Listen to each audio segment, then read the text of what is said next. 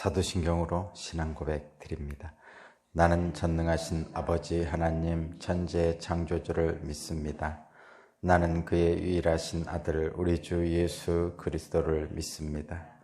그는 성령으로 잉태되어 동정녀 마리아에게서 나시고 본디오 빌라도에게 고난을 받아 십자가에 못 박혀 죽으시고 장사된 지 사흘 만에 죽은 자 가운데서 다시 살아나셨으며 하늘에 오르시어 전능하신 아버지 하나님 우편에 앉아 계시다가 거기로부터 살아있는 자와 죽은 자를 심판하러 오십니다.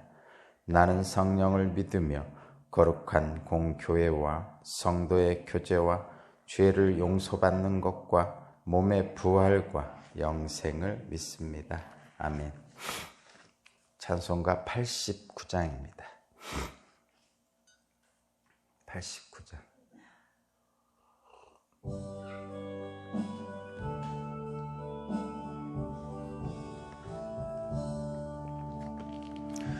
아련의 꽃 예수 나의 마음에 거룩하고 아름답게 비소서.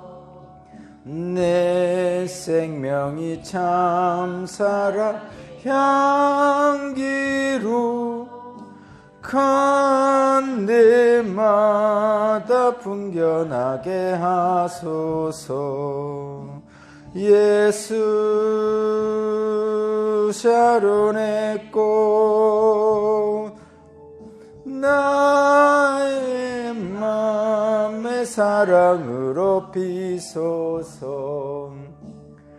아련의 꽃 예수 네 세상에서 어느 꽃과 비교할 수 있으랴. 나의 삶의 한결같은 은혜로 사랑으로 가득하게 하소서. 예수 샤련의 꽃 나의 사랑으로 피소서.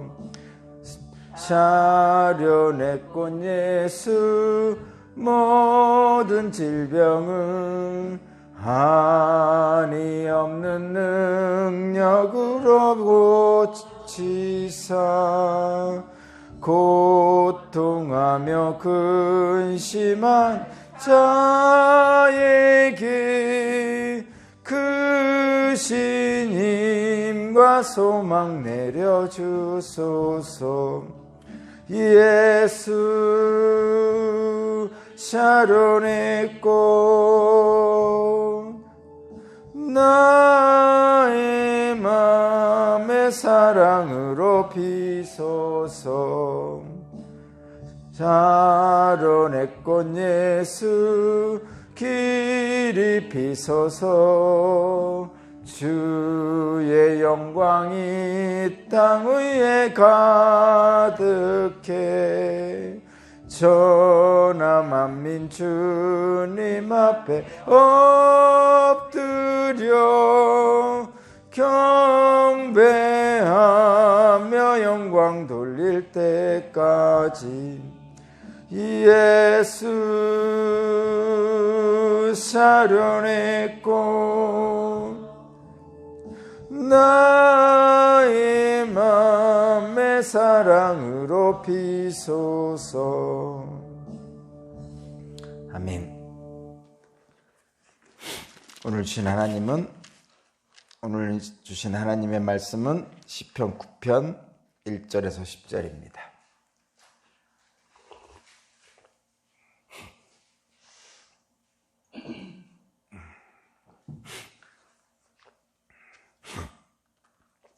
시편 9편 1절에서 10절까지 말씀을 제가 봉독하겠습니다. 주님, 나의 마음을 다 바쳐서 감사드립니다. 주님의 놀라운 행적을 쉼없이 전파하겠습니다. 가장 높으신 주님, 내가 주님 때문에 기뻐하고 즐거워하며 주님의 이름을 노래합니다. 주님 앞에서 내 원수들은 뒤돌아서 도망쳤고 비틀비틀 넘어져서 죽었습니다. 주님은 공정하신 재판장이시기에 보좌에 앉으셔서 공정하고 정직한 판결을 나에게 내려주셨습니다. 주님께서 이방 나라들을 문책하시고 악인들을 멸하시며 그들의 이름을 영원히 지워버리셨습니다. 원수들은 영원히 자취도 없이 사라졌습니다. 주님께서 그 성읍들을 뿌리째 뽑으셨으므로 아무도 그들을 기억조차 못하게 되었습니다. 주님은 영원토록 다스리시며 심판하실 보좌를 견고히 하신다. 그는 정의로 세계를 다스리시며 공정하게 만 백성을 판결하신다. 주님은 억울한 자들이 피할 요새시며 고난받을 때에 피신할 견고한 성이십니다. 주님을 찾는 사람을 주님께서는 결단코 버리지 아니하시므로 주님의 이름을 아는 사람들이 주님만 의지합니다. 아멘.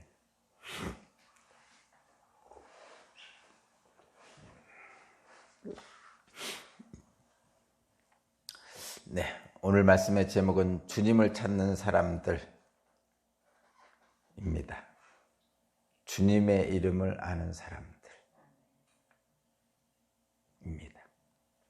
주님을 찾는 사람들, 주님의 이름을 아는 사람들입니다. 오늘 말씀은 찬양시죠. 찬양하고 감사하는 시입니다.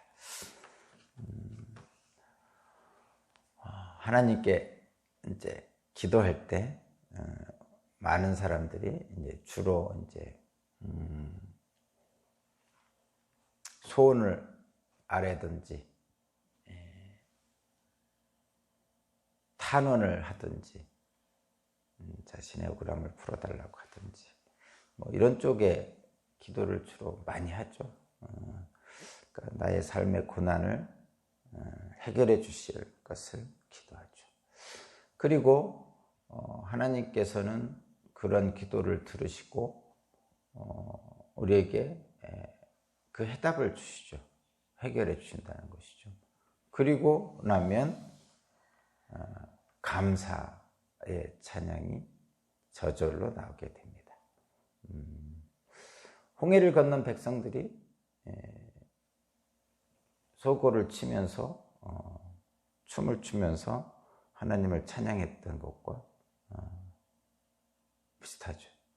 그래서 저와 여러분은 이제 신앙생활을 통해서 하나님의 은혜를 받고 또 그 은혜를 감사하는 찬양을 드리는 것이 신앙인의 기본이죠. 그래서 하나님의 은혜를 경험을 해야 되는 거죠. 어떻게 경험합니까?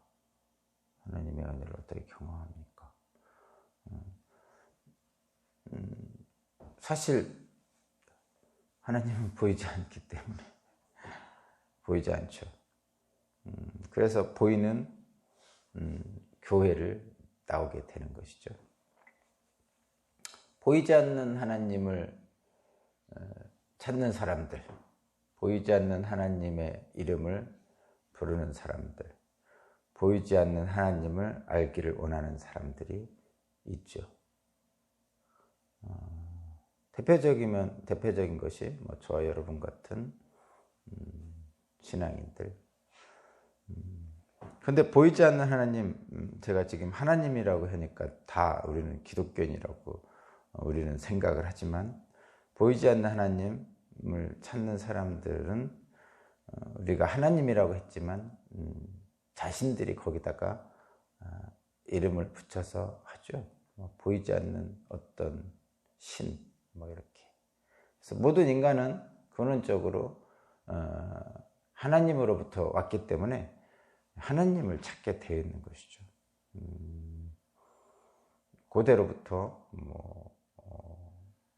그 고대에 있는 그 무슨 벽화 같은 데를 보면 아주 고대의 벽화 같은 데 보면 신에게 하나님께 제사 지내는 그런 것들을 볼 수 있고, 신앙을 갖지 않은 사람들도 어떤 신에게 제사 지내는 것에 대해서는 부정하지 않는 사람들도 있습니다. 그래서 기독교인이 아닐지라도 또는 다른 신앙을 갖지 않을지라도 그 사람이 무신론자인 경우는 없습니다. 무엇이든지 보이지 않는 그 무엇에 대한 동경과 도우심을 받고자 하는 그런 마음은 모든 인간에게 다 있죠. 그래서 실질적으로 보면 무신론자를 찾기는 쉽지 않습니다. 과학자들 또는 그런 무신론자들이 있다고 그러는데, 무신론자라고 자신이 주장하는 그 자체로 이미 사실은 무신론자들이 아닌 경우가 많이 있습니다. 그것은 우리의 근원이 하나님께로부터 왔다는 것이죠. 우리 기독교는 그렇게 해석을 하는 것이죠. 다른 사람들은 그렇게 생각 안 할 수 있겠지만, 그래서 보이지 않는 그 무엇을 향한 인간의 그 끊임없는 동경, 그것을 바라보고자 하는 마음, 또 그분께 향하고자 하는 마음, 그래서 그분의 도우심을 받고자 하는 마음, 이런 것들이 늘 있습니다. 그걸 부정하고 산다는 것은 비참하죠. 그것을 부정하고 사는 것이 비참합니다. 모든 인간은 그래서 하늘에 본향이 있고 이 땅은 나그네다, 이렇게 생각을 하죠. 그렇게 사는 경우가 많이 있습니다. 그래서 그것이 이제 신에 대한 어떤 인간의 기본적인 마음입니다. 인본주의든 신본주의든 모두 마찬가지입니다. 인본주의라는 그 속에도 마찬가지로 그런 것들이 있다는 거죠. 오늘 말씀은 어쨌든 하나님의 구원에 감사하는 찬양시고, 그 찬양의 근원에는 보이지 않는 하나님을 찾는 사람들의 모습이 보여지고 있습니다. 먼저 1절에서 6절은 하나님의 구원의 기쁨에 감사하고 찬양하는 그런 말씀입니다. 그냥 읽어보시면 그런 거죠. 하나님의 구원의 기쁨에 감사하고 찬양하는데 아주 현실적인 이유들을 들어가면서 얘기하죠. 한번 제가 읽어볼게요. 1절, 주님, 나의 마음을 다 바쳐서 감사드립니다. 마음을 다 바쳐서 감사드립니다. 뭔가 감사할 일이 있다는 거죠. 주님께. 주님의 놀라운 행적을 쉼없이 전파하겠습니다. 간증하겠습니다. 가장 높으신 주님, 내가 주님 때문에 기뻐하고 즐거워하며 주님의 이름을 노래합니다. 주님이 주신 은혜를 감사와 찬양과 노래하고 있습니다. 그러면서 이제 그렇게 주님께서 주님을 찬양하고 감사하는 이유가 이제 구체적으로 3절부터 나오는데, 주님 앞에서 내 원수들은 뒤돌아 도망쳤고 비틀비틀 넘어져서 죽었습니다. 이런 은혜의 체험을 한 것이죠. 여기에 원수들 하니까 꼭 전쟁에서 뭔가 이렇게 하는데, 영적 전투도 마찬가지죠. 꼭 육체적으로 혈과 육으로 싸우는 것뿐만 아니라, 구약 성경은 주로 혈과 육으로 싸우는 인간의 전투 같은 경우를 많이 생각하고, 또 그 전투 속에서 얻은 전리품 또는 새 포도주, 새 열매 이런 것들을 얻을 때의 기쁨, 이런 것들을 주로 많이 얘기하지만, 이제 신약 성경으로 오면서 그 영적인 전투에 대해서 좀 더 깊이 있게 얘기하죠. 그래서 영적인 전투에서 승리할 때 그 육적인 삶에서도 승리하게 되는, 거기까지 이제 바라보게 됩니다. 구약 성경에서는 주로 육적인 어떤 전리품, 육적인 열매를 이제 주로 강조를 하는 것이죠. 그 이스라엘 백성을 구체적으로 선택된 백성으로 삼으시면서 그들을 통해서 뭔가를 사람들에게 보여주시는데, 그 보여주시는 직접적인 증거들이 나타나기 위해서 그렇게 하신 겁니다. 주님께서 내 원수들을 뒤돌아서 도망치게 했고 비틀비틀 넘어져 죽게 하셨습니다. 그런 주님은 공정하신 재판장이십니다. 보좌에 앉으셔서 공정하고 정직한 판결을 나에게 내려주십니다. 이렇게 4절에서 고백했죠. 그러니까 이 시를 쓴 사람은 하나님을 공정한 재판관이라고 생각하시는 거예요. 그러니까 이 시를 쓴 사람은 기본적으로 하나님 편에 서 있는 사람이죠. 그러니까 하나님 편에 서 있다는 얘기는 이런 뜻입니다. 하나님의 말씀에, 그러니까 선하신 하나님의 말씀에 따라 살겠다고 애쓰는 사람이죠. 하나님의 말씀이 정의와 공평에 합당합니다라고 생각하는 사람들이. 근데 이제 반대편에 있는 사람들이 또 있죠. 이제 하나님 편, 우리는 보통 하나님 편은 정의와 공평이잖아요. 근데 이제 그렇지 않은 사람들, 정의와 공평보다는 다른 것, 불의한 자들이 생각하는 것들을 추구하는 자들이 있다. 그러니까 이 시를 쓴 사람은 하나님은 공정한 심판관이시고 정의와 공평을 이루시는 분이라는 걸 분명히 확신을 갖고 있는 거고, 이 세상이 불의한 세상이지만 그래서 하나님 편에 섰을 때 승리할 수 있다는 것에 대한 확신을 갖고 있는 분입니다. 그 불의한 세상을 이제 이방 나라들이라고 이렇게 통칭을 하죠. 구약 성경에서는. 그래서 5절에서 주님께서 이방 나라들을 문책하시고 악인들을 멸하시며 그들의 이름을 영원히 지워버리셨습니다. 하나님은 악인들을 미워하시죠. 죄를 미워하시죠. 그런 것입니다. 6절, 원수들은 영원히 자취도 없이 사라졌습니다. 주님께서 그 성읍을 뿌리째 뽑으셨으므로 아무도 그들을 기억조차 못하게 되었습니다.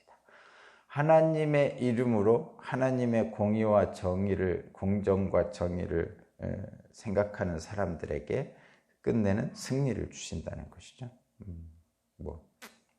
그런 것입니다.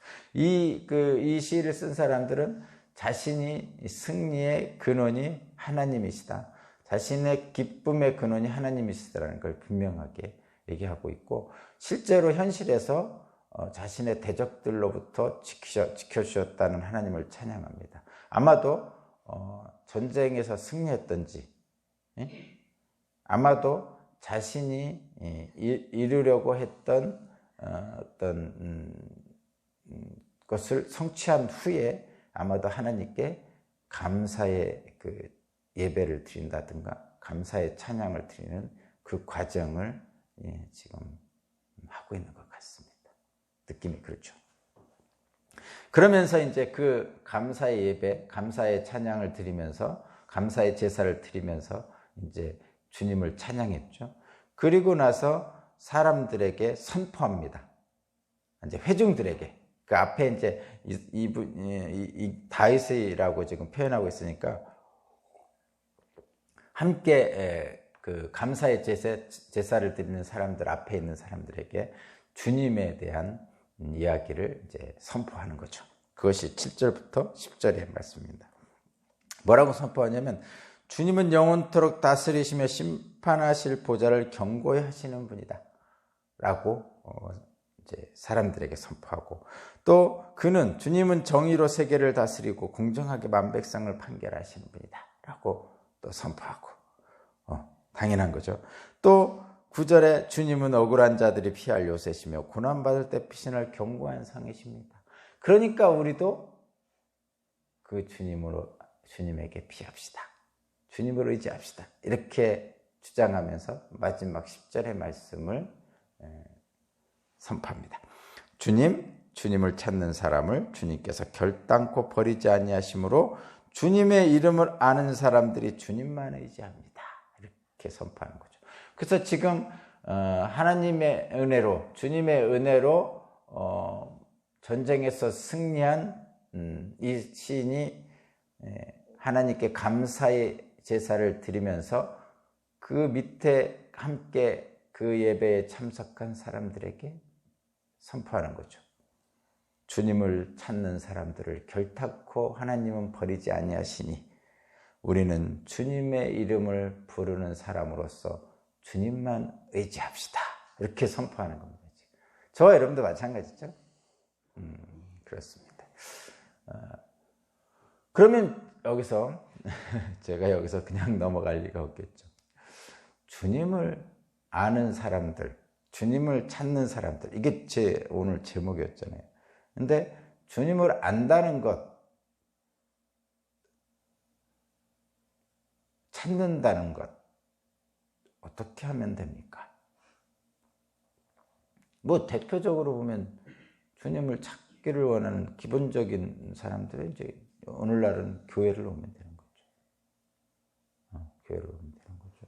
그 주님을 찾는 사람들, 주님을 알기를 원하는 사람들은 그래서 교회를 와서 하나님의 말씀을 듣고 또 기본적인 신앙인의 소양을 가지고 스스로 성경책도 읽고 또 그 안에서 하나님의 은혜를 체험하고 그리고 또 노래도 부르고 헌신도 하고 섬기기도 하고 이렇게 하면서 신앙생활을 통해서 이러한 경험들을 하게 되는 겁니다. 몰랐던 경험들. 그러니까 몰랐던 경험이라는 것은 물론 그 출애굽하는 애굽에서 출애굽할 때 홍해를 건넌다든가 만나와 메추라기를 만난다든가 어떤 쓴물이 단물로 변한다든가 반석에서 물이 나온다 이런 어떤 직접적인 유형적인 삶의 변화를 우리가 유익을 누릴 수도 있고 그동안에 몰랐던 지나온 나의 삶 속에서 그동안에 몰랐던 하나님의 은혜를 발견하는 경우도 있는 거죠. 두 가지예요. 새로운 하나님의 은혜가 말하자면 병 걸렸는데 병이 낫게 해준다든가 악령이 나를 지배하고 있었는데 내가 악령의 집에서 벗어났다든가 그래서 사람답게 살 수 있도록 하나님께서 해주시는 그런 생활의 유익이나 변화, 그 삶의 변화 같은 것들을 직접적으로 신앙생활 후에 느끼는 경우도 있고 그거는 이제 많은 경우 느끼죠. 또 하나 하나님의 눈으로 말씀에 의지해서 나의 과거를 되돌아보면 보이지 않았던 생각하지 않았던 나의 과거의 삶 속에서도 하나님이 나를 돌보시고 계셨다는 것을 느끼게 되는 거죠. 그런 은혜가 이제 겹쳐서 감사하게 되는 것이죠. 그것을 주님을 찾는 사람들, 주님의 이름을 아는 사람들, 주님의 이름을 찾는 사람들이라는 것으로 우리에게 주어지는데 여기서 주님을 안다는 것에 대해서 다시 한번 생각을 해봐야 됩니다. 안다는 것은 성경적으로 주님을 안다. 그리고 또 하나 뭐라고 하냐면 내가 너희를 안다 하고 하나님이 말씀하셨어요. 내가 너를 안다 이렇게 표현하잖아요. 그러니까 우리가 주님을 안다라고 표현하기도 하고 주님께서 우리를 안다라고 표현하십니다. 그러니까 주님이 나를 안다 이렇게. 그러면 이 안다라는 것은 세상에서 그냥 보통 사람들이 얘기하면 서로 악수하고 이름을 나누고 명함을 나누고 뭐 이런 걸 얘기하는 건 아니죠. 또 뭐 한 사람만 알고 한 사람은 모르고 이런 건 아니죠. 저는 그 대통령을 압니다. 미국 대통령도 알고. 그러나 그분들이 저를 모르죠. 그러면 그거는 안다라고 할 수 없는 거죠.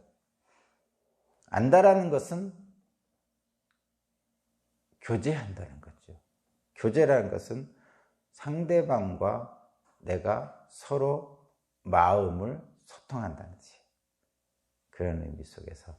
그러면 하나님을 안다, 하나님의 이름을 안다, 주님의 이름을 안다, 주님의 이름을 찾는다라는 것은 우리들이 일반적으로 생각하는 안다와 다른 것입니다.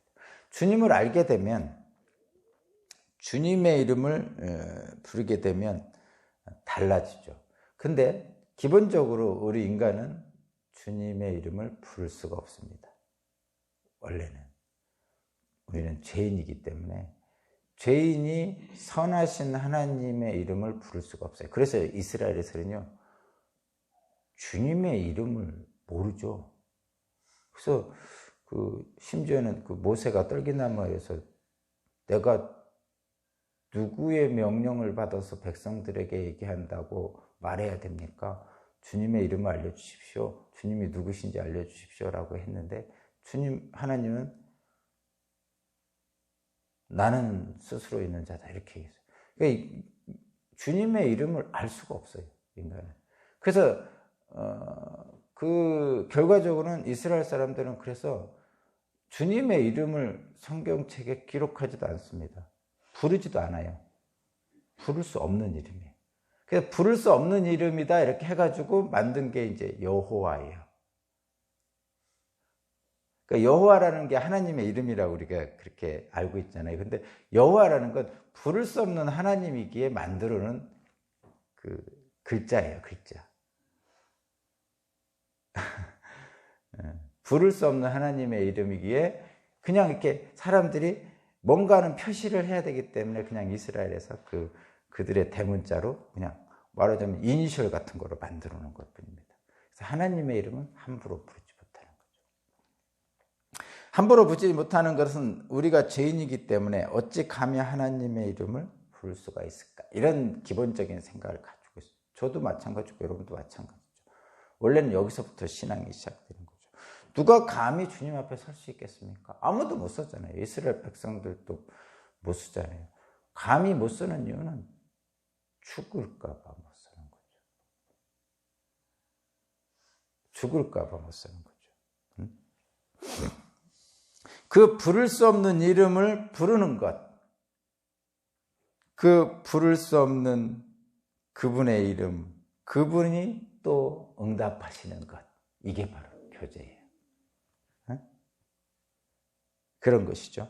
주님을 찾을 때, 주님의 이름을 부를 때 주님께서도 그 부르는 자의 이름을 불러주시는 것이 응답이죠.